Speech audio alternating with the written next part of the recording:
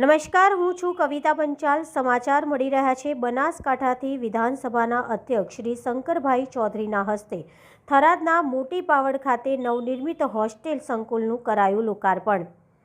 રૂપિયા 815.35 લાખના ખર્ચે નવનિર્મિત હોસ્ટેલના સંકુલમાં 200 દીકરીઓ રહી શકે સહિત અનેક સુવિધાઓ ઊભી કરાઈ। સમગ્ર શિક્ષા પ્રોજેક્ટ અંતર્ગત થરાદ તાલુકાના મોટી પાવડ ખાતે કસ્તુરબા ગાંધી પાલિકા વિદ્યાલયના નવીન હોસ્ટેલ સંકુલનું લોકાર્પણ વિધાનસભાના અધ્યક્ષ શ્રી શંકરભાઈ ચૌધરીના હસ્તે કરાયું હતું। રૂપિયા 815.35 લાખના ખર્ચે નવનિર્મિત હોસ્ટેલ સંકુલમાં અનેક સુવિધાઓ ઊભી કરવામાં આવી છે। એક સાથે 200 વિદ્યાર્થીઓ રહી શકે તે મુજબ આધુનિક સુવિધાઓથી સજ્જ ભવનનું નિર્માણ કરાયું છે।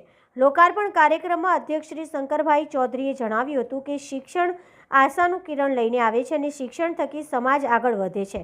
ખાસ કરીને વિદ્યાર્થીઓ શાળા છોડ્યા પછી પણ ફરી શિક્ષણ મેળવી શકે છે તે મુજબની આજે વ્યવસ્થાઓ ગોઠવવામાં આવી છે।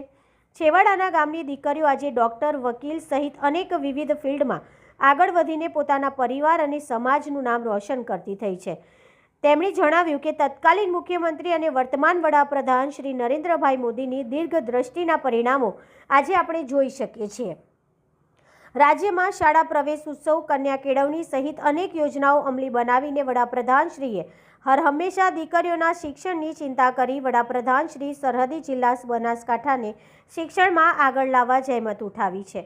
તેમણે કહ્યું કે શિક્ષણ એટલે માત્ર પુસ્તકીય જ્ઞાન નહીં પરંતુ વ્યક્તિનો સર્વાંગી વિકાસ છે।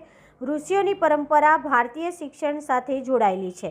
યોગ ધ્યાનથી લઈને શારીરિક કૌશલ્ય શીખવાડવાનું કામ શાળાઓમાં થઈ રહ્યું છે। વિદ્યાર્થીઓને માતૃદેવો ભવ, પિતૃદેવો ભવ તથા અતિથિ દેવો ભવના સંસ્કાર ઘર સાથે શાળાઓમાં પણ આપવામાં આવે છે તે જરૂરી છે। અધ્યક્ષશ્રીએ જણાવ્યું કે શિક્ષણની સાથે સમાજમાં વ્યસન મુક્તિ તરફ લોકો આગળ આવે તથા તેને એક અભિયાન રૂપે આગળ વધારવાની અપીલ કરી હતી। આ કાર્યક્રમમાં કસ્તુરબા ગાંધી વિદ્યાલયમાં અભ્યાસ કરેલ વર્તમાનના ઉચ્ચ અભ્યાસ કરી રહે તેવી દીકરીઓનું સન્માન વિધાનસભાના અધ્યક્ષશ્રી તથા મહાનુભાવના હસ્તે કરાયું। આ કાર્યક્રમમાં પૂર્વ સાંસદ શ્રી પરબતભાઈ પટેલ, જિલ્લા પ્રાથમિક શિક્ષણ અધિકારી શ્રી વિનુભાઈ પટેલ, જિલ્લા ખરીદ વેચાણ સંઘના ચેરમેન બાબરાભાઈ ચૌધરી, મામલતદાર શ્રી, તાલુકા વિકાસ અધિકારી શ્રી, જિલ્લા અગ્રણી શ્રી ડીડી રાજપૂત, શ્રી વિજય ચક્રવર્તી, શ્રી રૂપસિંહભાઈ પટેલ, ખેડૂત અગ્રણી શ્રી મદન પટેલ, એપીએમસી થરાદના ડાયરેક્ટર શ્રી સહિત બહોળી સંખ્યામાં ગ્રામજનો અને વિદ્યાર્થીઓ ઉપસ્થિત રહ્યા હતા।